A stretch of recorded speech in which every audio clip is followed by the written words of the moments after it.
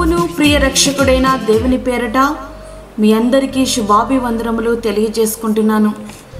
Jesus ను creation ministries ద్వారా ఈ రీతిగా ప్రతిరోజు అనుదిన ఆహారమును మీతో పంచుకోవడానికి దేవుడిస్తున్న కృపను బట్టి దేవునికి ఎనలేని కృతజ్ఞతలు.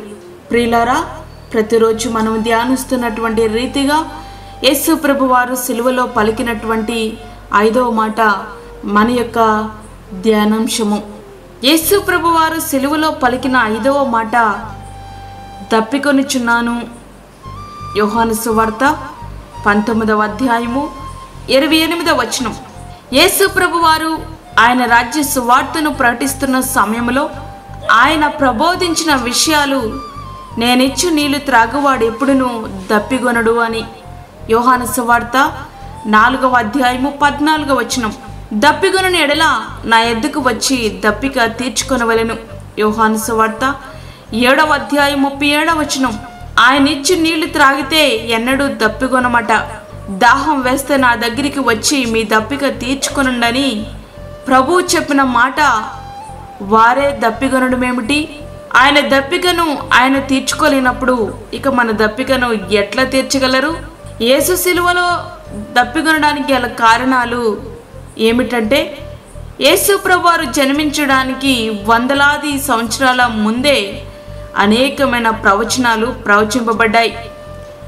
వాటిలో ఒకటైనను తప్పిపోవడానికి వీల్లేదు. ఆ ప్రవచన నెరవేర్పులో భాగముగా ఆయన దప్పిగొనుచున్నారు. వారు చేదును నాకు ఆహారముగా పెట్టిరి, నాకు దప్పిక అయినప్పుడు చెరకను త్రాగనిచ్చిరి. కీర్తనలు 69:21వ వచనం. అప్పటికే యేసు ప్రభువారు మండుటెండలో యెరూషలేము వీధుల్లో భారమైన సిలువను మోసారు. ఒకవైపు శరీరం నుండి రక్తం కారుతూనే ఉంది. అట్లాంటి పరిస్థితులలో దప్పికొనడం అత్యంత సహజము. ఎందుకంటే సిలువ వేయబడినప్పుడు ఆయన పరిపూర్ణమైనటువంటి మానవుడిగానే ఉన్నారు. అదే సమయంలో పరిపూర్ణమైనటువంటి దేవుడు. నిత్య నరకములో మనము దప్పికొనకూడదని మన దప్పికను తీర్చడానికి ఆయన దప్పిగొన్నారు. ధనవంతుడు ఒక నీటి బొట్టు కొరకు ఎంత అల్లాడిపోతున్నాడో అట్లాంటి పరిస్థితి నుండి నిన్ను నన్ను తప్పించడానికి ఆయనే దప్పిగొంటున్నారు. తండ్రివైన అబ్రహమా, నా యందు కనికరపడి తన వ్రేలి కొనను నీళ్ళలో ముంచి నా నాలుకను చల్లార్చుటకు లాజరును పంపుము, నేను ఈ అగ్ని జ్వాలలో యాతన పడుచున్నానని కేకలు వేశాను. లూకా సువార్త 16వ అధ్యాయం 24వ వచనం. అనంతకాలం మనకు దాహము కాకుండా చేయడానికి ప్రియ రక్షకుడైన యేసు ప్రభువారు దప్పిగొన్నారు.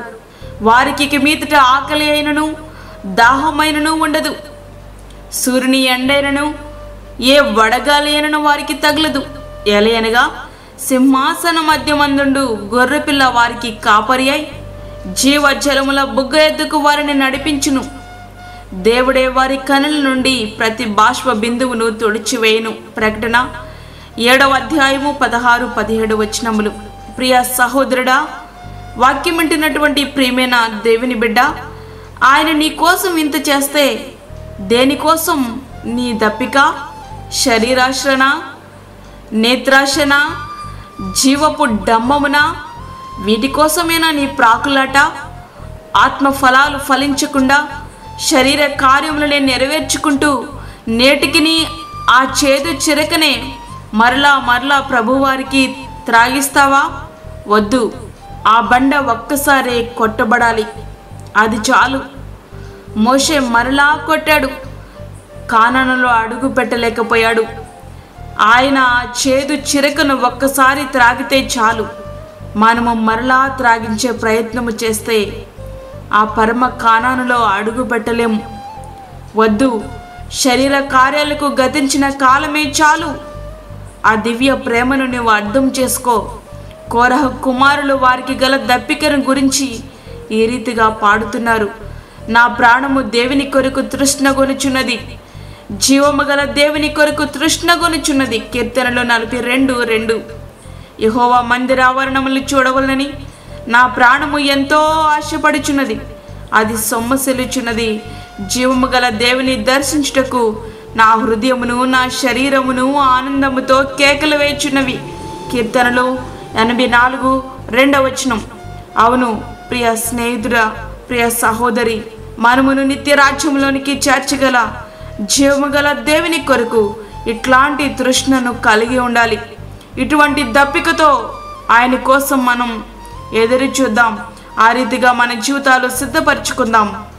అట్టి కృపద్దనిత ప్రభు మనకి అనుగ్రహించునుగాక. ఆమేన్. వాక్యం విన్నటువంటి ప్రియమైన దేవుని బిడ్డ, ప్రార్థనలో ఏకీభవించు. పరిశుద్ధుడైన తండ్రి, ప్రేమగల యేసు ప్రభువా, నీ ప్రేమగల పాదములకు లెక్కలేని స్తుతి స్తోత్రములు చెల్లించుకుంటున్నాను. శ్రేష్టమైన మరి యొక్క దినము మా జీవితంలో మీరు అనుగ్రహించారు. నీకు వందనాలు. ఈ దినమంతటికి కావలసిన నీ కృప, నీ క్షేమ, నీ సమృద్ధిగా మాకు దయచేయండి. ప్రతి విధమైన శోధన, కీడు, ప్రమాదముల నుంచి మమ్మల్ని తప్పించండి. వాక్యమైన ప్రతి ఒక్క బిడ్డను దర్శించండి.